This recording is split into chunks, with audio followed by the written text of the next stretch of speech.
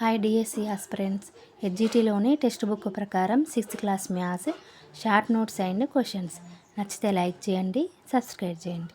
సౌష్ఠవం మన అద్దంలో ఎడమ కుడి కుడి ఎడమ అలా కనబడుతుంది, లేదా పైకి లేదా కిందికి కనబడుతుంది. అది ఎప్పుడు అని అంటే మనం అద్దం అనేది మనం పదానికి ముందు పెడితే అది ఎడమ కుడి లేదా కుడి ఎడమలాగా కనబడుతుంది, లేదా మనం పదానికి కింద అద్దంకి పెడితే పైకి, ఇప్పుడు డబ్ల్యూ అనేది పైకి చూపెడుతుంది, అదే అద్దంలో కిందికి చూసినట్టు కనబడుతుంది, ఏంలాగా కనబడుతుంది. కాబట్టి అద్దం అనేది మనం పక్కన ఉంచినప్పుడు కుడి ఎడమ ఎడమ కుడిలాగా కనబడుతుంది.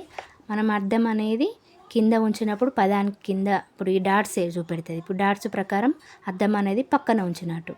ఈ డాట్స్ అనేది కింద ఉంటే అద్దం అనేది కింద ఉంచినప్పుడు ఏమవుతుంది, ఇప్పుడు డబ్ల్యూ అనేది పైకి చూపెడుతుంది, అదే మనం అద్దంలో కిందికి చూపెట్టినట్టు ఎంలాగా కనబడుతుంది.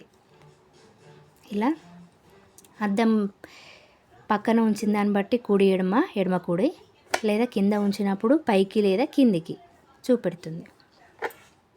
సౌష్ఠవం ఇచ్చిన చిత్రాన్ని 2 సమాన భాగాలుగా మధ్యలో మనం మడిస్తే, ఒక చిత్రాన్ని సమాన భాగాలుగా మడిస్తే అది 2 సమాన అర్ధ భాగాలుగా విభజిస్తే దాని సౌష్ఠవం కలిగి ఉన్నదని అర్థం.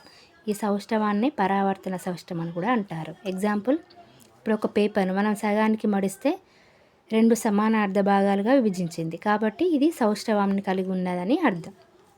ఇప్పుడు A to Zలో 10 నిలువు సౌష్ఠవ రేఖలు ఉంటాయి. ఇప్పుడు ఏని నిలువురాగా మనం మడిస్తే 2 సమాన అర్ధ భాగాలుగా విభజిస్తుంది. ఇప్పుడు H, I, M, O, T, U, V, W, X 9 అడ్డు సౌష్ఠవ రేఖలు. అంటే ఇప్పుడు ఇది నిలువ సౌష్ఠవ రేఖలు, అడ్డు సౌష్ఠవ రేఖలు అంటే ఇట్లా. ఇప్పుడు B అనేది ఇట్లా అడ్డు సౌష్ఠవ రేఖలు. అడ్డు సౌష్ఠవ రేఖలు ఎనిమిది A to Zలో 9 ఉన్నాయి.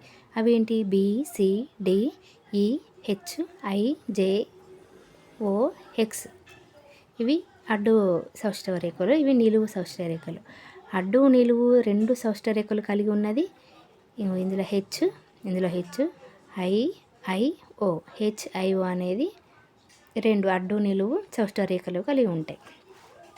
నెక్స్ట్ బహుళ సౌష్ఠవ రేఖలు. ఇప్పుడు మనం దీర్ఘచతురస్రంలో ఇది ఒకటే.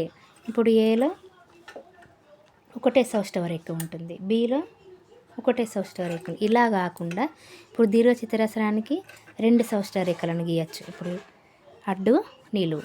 అదే చతురస్రంలో 4.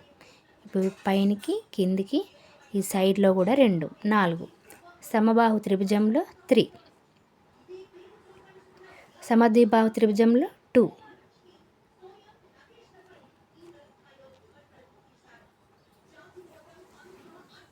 సారీ 1, ఎందుకంటే ఇవి సమాన భాగాలుగా ఉంటాయి కాబట్టి 1. విషమంబాహు త్రిభుజం 0. దీన్ని అనేది సమాన భాగాలుగా విభజించరాదు, విషమంబాహు త్రిభుజం.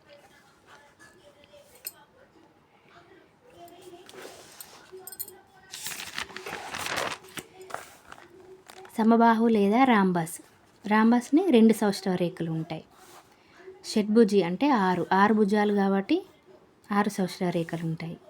వృత్తానికి అనంతం ఎన్ని సౌష్ఠవ రేఖలైనా గీయచ్చు. Thanks friends. నచ్చితే లైక్ చేయండి, సబ్స్క్రైబ్ చేయండి.